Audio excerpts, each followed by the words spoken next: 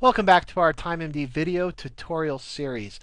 We are going to be talking today more about the scheduler. This is actually the third part of a three-part series discussing the different aspects of the scheduler.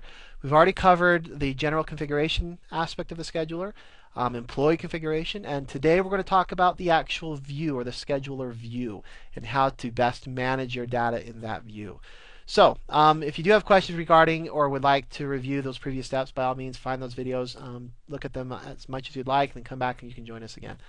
But we're going to go ahead and continue with this tutorial by going to our demo account. We've already logged in, and we're here at our dashboard. And we're going to go ahead and click on Scheduler here in the main navigation and load our default view.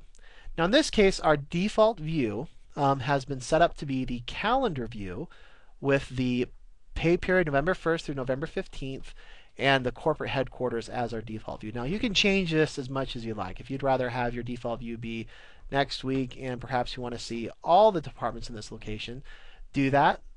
Click Set as Default, click Go. And now you have that as your default view.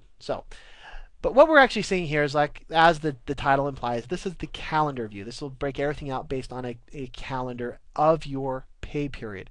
In this case, we have a semi-monthly pay period, so the 16th through the 30th of the month. And as you can see, this is color-coded.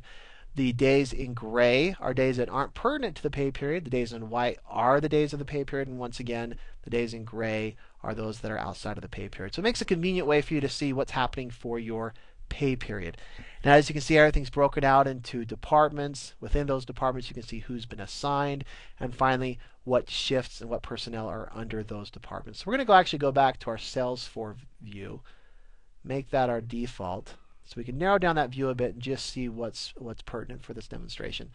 And as you can also see in the scheduler, we do have a holiday that's been configured for Thanksgiving, and that shows up.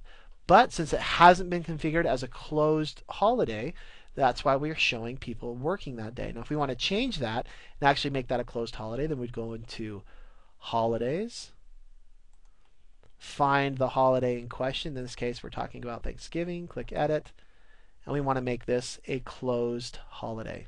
So we click that box, click Submit, and go back to our scheduler view.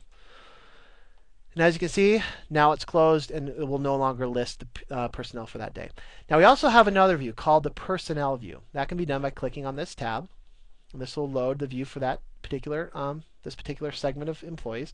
Now everything's listed employee-centric, where the employees are listed on the left, and the days for the work week are listed on the right. Once again, using the color code, gray, not part of the pay period, white is part of the pay period.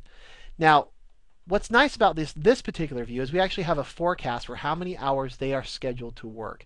So in this case, Alan Davis, based on if he worked every day of this schedule, including deducted breaks, he would have 40 hours total worked. In this case, Bob Jones, he'd work 25. So this makes a very convenient way for you to see right away if you might have overtime problems in advance. So if you see someone who's starting to encroach into overtime, you can catch that a lot faster. Now we can even go into an even deeper view. Let's say we want to see what's going to happen for a particular day. Let's click on that day. And here we can see how our workforce is spread out through the day. Now this is a really convenient view in case you have a particular time of day when you know you're going to need more employees. So let's say at 6 p.m. you know you're going to need at least 3. Well, from this view, you can see you're only going to have 2 actually working, so you can catch that quickly and make whatever adjustments you need to make. So let's return back to our full view here.